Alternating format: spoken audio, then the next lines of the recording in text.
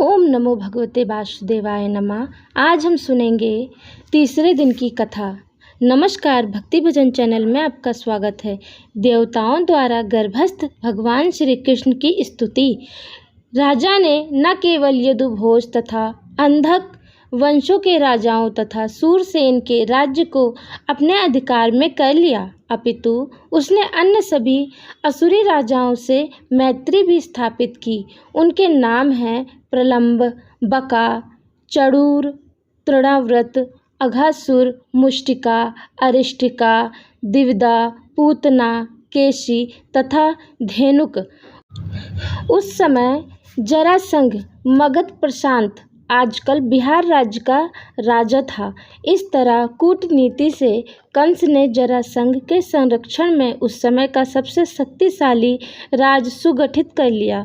उसने बाणासुर तथा भौमासुर जैसे राजाओं से भी मैत्री स्थापित कर ली, जब तक कि वह सर्वाधिक प्रबल नहीं बन गया। फिर वह यदुवंश के प्रति, जिसमें भगवान श्री कृष्ण को जन्म लेना था, अत्यधिक शत्रुता बरतने लगा। कंस के द्वारा सताए जाने के कारण यदुभोज तथा अंधक राजा विविध राजाओं तथा कुरु, पंचाल, केकय, शल्व, विदर्भ, निषाद, विदेह तथा कौशल राज्य की शरण में जाने लगे। कंस ने यदु राज्य तथा उसी के साथ भोज तथा अंधक राजाओं की एकता को ध्वस्त कर दिया। उसने उस समय भारतवर्ष नाम से विख्यात विशाल भूभाग में अपनी स्थिति सबसे सुदृढ़ कर ली। जब कंस ने एक एक करके देवकी तथा वासुदेव के 6 शिशुओं का वध कर रहा था, तब कंस के अनेक मित्र तथा परिजन उसके पास पहुँचे और उन्होंने प्रार्थना की वह इस जघन्य कर्म को त्याग दे, किंतु बाद में वे कंस के प्रशंसक बन गए। जब देवकी 7वीं बार गर्भवती हुई तो उनके गर्भ में अनंतक नामक श्री कृष्ण का पूर्ण अंश प्रकट हुआ। देवकी हर्ष तथा विषाद से अभिभूत थी। वे हर्षित थी क्योंकि उन्हें पता था कि उनके गर्भ में भगवान श्री विष्णु ने आश्रय लिया है, किंतु साथ ही वे खिन्न थीं कि शिशु के उत्पन्न होते ही कंस उसका वध कर देगा। उस समय भगवान श्री कृष्ण ने कंस के द्वारा किए गए अत्याचारों से यदुओं की भयभीत स्थिति पर दयालु होकर अपनी अतरंगी शक्तियाँ योग माया को प्रकट होने का आदेश दिया। भगवान श्री कृष्ण संपूर्ण ब्रह्मांड के स्वामी हैं, किंतु यदुवंश के वे विशेष रूप से स्वामी हैं। योग माया श्री भगवान की प्रमुख शक्तियाँ हैं। वेदों में कहा गया है कि श्री भगवान की अनेक शक्तियाँ हैं। परस्य शक्ति, विविर्ग, वैद्य, सूर्यते, ये विभिन्न शक्तियाँ बाहर तथा भीतर से कार्य करती हैं और योग माया समस्त शक्तियों में प्रमुख हैं। उन्होंने आदेश दिया कि योग माया ब्रजभूमि वृंदावन में अवतरित हो, जो सदैव सुंदर गायों से पूरी तथा सुशोभित रहता है। वसुदेव की एक पत्नी रोहिणी वृंदावन में राजा नंद तथा रानी यशोदा के घर में निवास कर रही थी। कंस के अत्याचारों से भयभीत होकर न केवल रोहिणी अपितु अनेक यदुवंशी सारे देश में बिखर चुके थे। कुछ तो पर्वतों की गुफाओं में रह रहे थे। अतः भगवान श्री कृष्ण योग माया से इस प्रकार बोले, देवकी तथा वासुदेव कंस के कारागार में बंदी हैं और इस समय मेरा पूर्ण अंश शेष देवकी के गर्भ में है। तुम शेष को देवकी के गर्भ से रोहिणी के गर्भ में स्थानांतरित कर सकती हो। इस व्यवस्था के बाद में मैं अपनी समस्त शक्तियों के सहित स्वयं देवकी के गर्भ में अवतरित होने जा रहा हूँ। फिर मैं देवकी तथा वासुदेव के पुत्र के रूप में प्रकट होऊंगा। तब तुम वृंदावन में नंद यशोदा की पुत्री के रूप में प्रकट होना। चूँकि तुम मेरी सहभागिनी के रूप में जन्मोगी और चूँकि तुम शीघ्र इंद्रियां तृप्ति की इच्छाओं की पूर्ति करोगी, अतः संसार के सभी लोग सभी प्रकार की मूल्यवान भेंटों यथा धूप बत्ती, पुष्प तथा यज्ञ की हवि से तुम्हारी पूजा करेंगे। जिन लोगों को भौतिकता से प्रेम है, वे तुम्हारे अंश के विभिन्न रूपों में, जो दुर्गा, भद्रकाली, विजया, वैष्णवी, कुमुदा, चंडिका, कृष्णा, माधवी, कन्यका, माया, नारायणी, ईशानी, शारदा तथा अंबिका नाम से उल्लिखित होंगे, तुम्हारी पूजा करेंगे। भगवान श्री कृष्ण तथा योग माया भाई तथा बहन परम शक्तिमान तथा परम शक्ति के रूप में प्रकट हुए। यद्यपि शक्तिमान तथा शक्ति में कोई स्पष्ट अंतर नहीं है, यद्यपि शक्ति सदैव ही शक्तिमान के अधीन रहती है। जो लोग भौतिकतावादी हैं वे शक्ति के उपासक हैं, किंतु जो आध्यात्मवादी हैं वे शक्तिमान के पूजक हैं। भगवान श्री कृष्ण परम शक्तिमान हैं और भौतिक जगत में दुर्गा परम शक्ति हैं। वास्तव में वैदिक संस्कृति में लोग शक्तिमान तथा शक्ति दोनों की एक साथ पूजा करते हैं। भगवान श्री विष्णु तथा देवी के ऐसे लाखों मंदिर हैं और कहीं कहीं तो इन दोनों की एक साथ पूजा की जाती है। शक्ति दुर्गा अथवा श्री कृष्ण की बिरंगी शक्ति के उपासकों को सरल पूर्वक सभी प्रकार की भौतिक सफलताएं प्राप्त हो सकती हैं, किंतु यदि कोई आध्यात्मिक दृष्टि से ऊपर उठना चाहता है तो उसे कृष्ण भावनामृत के अनुसार शक्तिमान की पूजा करनी चाहिए।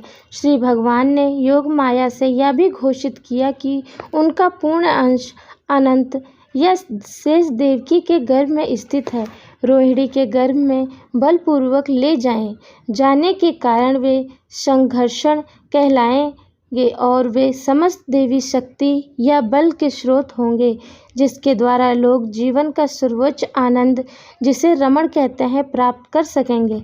अतः पूर्णांश आनंद अपने अवतार के पश्चात संकर्षण या बलराम नाम से प्रसिद्ध होंगे। उपनिषदों का कथन है, न मात्मा बल हीनेन लाभ्यन्त।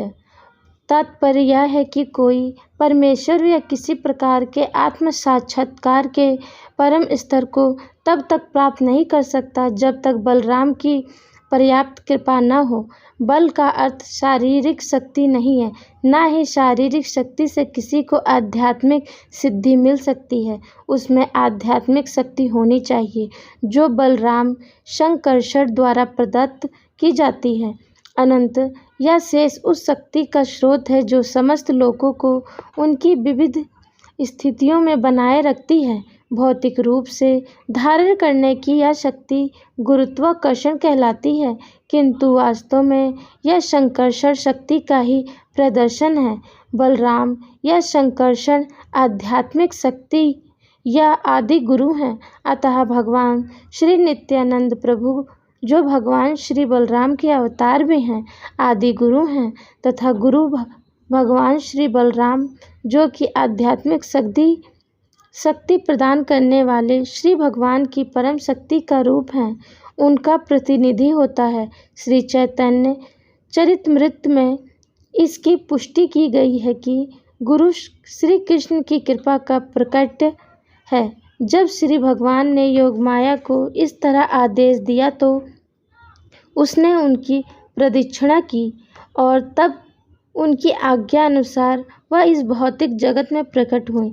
जब श्री भगवान की परम शक्ति योग माया ने शेष को देवकी के गर्भ में से रोहिणी के गर्भ में स्थानांतरित किया तो वे दोनों ही योग माया के वश में थी, जिसे योग निद्रा कहते हैं। जब ऐसा हो चुका तो लोगों ने समझा कि देवकी का 7वां गर्भ विनष्ट हो गया है। इस तरह यद्यपि बलराम देवकी के पुत्र रूप में अवतरित हुए, किंतु रोहिणी के गर्भ में स्थानांतरित किए जाने के कारण उनके पुत्र कहलाए। इस व्यवस्था के बाद अपने निष्काम भक्तों की रक्षा करने के लिए सदैव तत्पर रहने वाले भगवान श्री कृष्ण ने अपनी पूर्ण चिंतन शक्तियों सहित संपूर्ण सृष्टि के स्वामी के रूप में वासुदेव के मन में प्रवेश किया। इस प्रसंग में यह ज्ञातव्य हो कि भगवान श्री कृष्ण पहले वासुदेव के निष्काम हृदय में प्रविष्ट हुए और तत्पश्चात देवकी के हृदय में स्थानांतरित हुए। वे देवकी के गर्भ में वीर्य द्वारा स्थापित नहीं हुए थे। श्री भगवान अपनी चिंतन शक्ति से किसी रूप में प्रकट हो सकते हैं। उनके लिए यह अनिवार्य नहीं है कि वे स्त्री के गर्भ में वीर क्षेपण की सामान्य विधि द्वारा प्रकट हों। जब वासुदेव श्री भगवान को अपने हृदय में धारण किए हुए थे तो वे उस दिव्य सूर्य की भांति लग रहे थे, जिसकी प्रखर किरणें सदा असहाय होती हैं और सामान्य जनों को झुलसाने वाली होती हैं। वासुदेव के शुद्ध निष्काम हृदय में स्थित श्री भगवान का रूप श्री कृष्ण के आदि रूपों से भिन्न नहीं है कहीं भी, और विशेष रूप से हृदय के भीतर श्री कृष्ण के रूप का उदय धाम कहलाता है। धाम से श्री कृष्ण के केवल रूप का ही नहीं अपितु उनके नाम, गुण तथा साज समान का भी बोध होता है। यह सब एक साथ प्रकट होता है। इस प्रकार श्री भगवान का साक्षात रूप अपनी पूर्ण शक्तियों समेत वासुदेव के मन से देवकी के मन में उसी तरह स्थानांतरित हुआ जिस प्रकार अस्त होते हुए सूर्य की किरणें पूर्व में उदय होने वाले पूर्ण चंद्रमा में चली जाती हैं। इस प्रकार भगवान श्री कृष्ण वासुदेव के शरीर से देवकी के शरीर में सामान्य जीव की किसी परिस्थितियों के बिना ही प्रविष्ट हुए।